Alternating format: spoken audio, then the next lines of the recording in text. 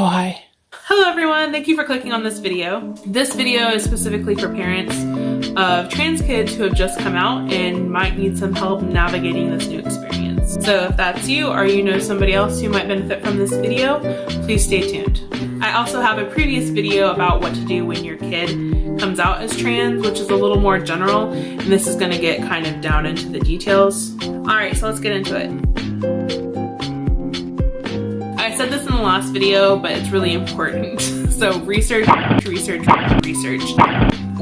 Was that fucking necessary? And then never really stop. There's always new trans stories that you can be reading about. There's always going to be new resources, new advancements. Basically anything that can kind of refresh and renew your perspective that will give you the best chance at being able to talk to your trans kid, being able to relate to them. I was reading Responsible Parenting magazine. Responsible Parenting magazine? That's the magazine equivalent of having a live, laugh, love sign hanging over a medieval torture chamber. No! Next tip is to listen to your kid. This is listening, like active listening. This is listening without a rebuttal or without waiting until it's your turn to speak or having an immediate answer ready to go. You don't need a comeback or a good argument. Take notes if it's helpful. It is totally okay to say, I don't really have a response for that right now. Can we set a date to come back to this topic? Or you've given me a lot to think about, and I want to talk more when I've had more time to think on it better. The most important thing here though is to make the date and set a time frame to get back, and don't just leave them hanging or let it kind of float off into the ether. Set an expectation and make sure you follow through. It's totally okay to not have the answer or to know what to say. Just make sure that you communicated that you've heard them and that you're thinking about what they've said and you want to resume the conversation when you've had time to really think about your reply.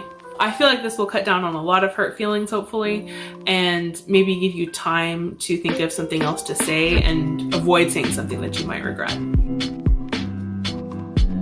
Start therapy. If you're really struggling with this, you might want to start with therapy for yourself as well. But your child definitely needs to be in therapy, and not because they are trans and you're hoping you can find a way to change them. No!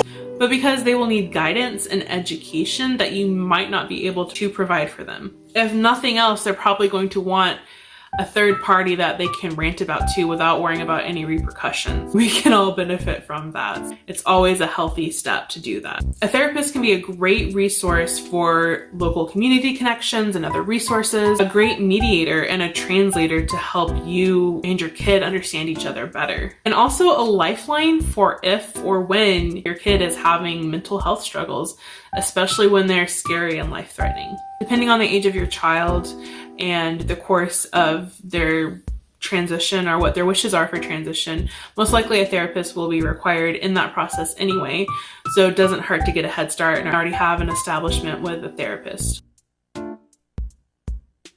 Next tip, buy them the clothes. Just do it. Give them $50 and let them go crazy at the thrift store. It doesn't matter if you like what they wear. There are situations like dress codes and things like that we have to be mindful of, but generally speaking, just let your kid express themselves. What better time than being a child to be able to experiment with your look? Being trans, and especially being trans in secret, can just be so suffocating and suppressing. So your kid came out to you, celebrate with new clothes, celebrate with a whole new wardrobe, let them go crazy. Do any and everything that you can to help alleviate their gender dysphoria.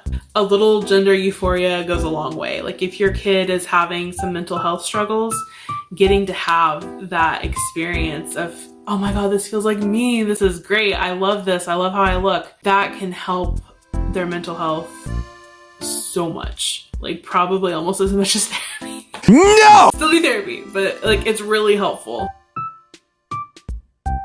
My next tip is to work with your child's therapist and their pediatrician to find and secure gender-affirming treatments, if that's what your child wants. This is where therapy is really helpful because the therapist can provide that extra education for your child while they figure out what exactly do they want to do. Do they want to do anything with being trans? Are they happy just being out? Is there another step that they want to take? There's a lot of different routes they can go. No kid is the same and no trans kid is the same. It's important not to push anything on them, but also don't hinder what their actual desires are. If any of your kids' healthcare providers, their primary, their therapist, anyone on their medical team isn't seeming on board with them being trans or saying things like it's a phase, let's just see if they grow out of it. No! Might be time to find a new professional. You don't need them on your team. You need a support system that will validate your trans kid.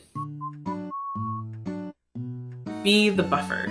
Whether it is family members or healthcare providers, their staff or school staff, be that buffer as much as you can be. Your kid has a whole lifetime ahead of them of possibly facing transphobia. I hope not. I hope it's better by the time they're grown up. And if you're not standing up for them, especially to family members, they're gonna have an even harder time learning to do it for themselves. They're kids and they shouldn't have to be dealing with transphobia anyway. Always stand up for them. Correct the pronouns, correct the names, correct the inappropriate behavior and questions that you're probably going to get. And if it comes to it, you may have to consider cutting those people out of your life and out of your child's life who insist on being harmful and disrespectful to your kid, even if it's family. It sucks, but it's way better than your kid constantly facing abuse from within their own family. So be that buffer as much as you can be. Be that person in your kid's corner.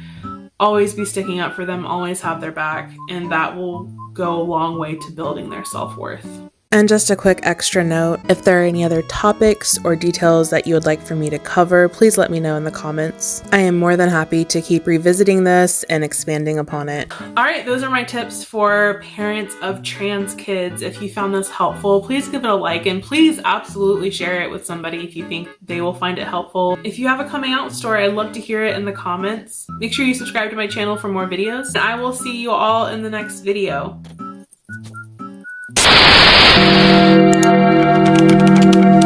Your system has been compromised. To rectify, please like this video and subscribe. To prevent further system degradation, click the links in the description.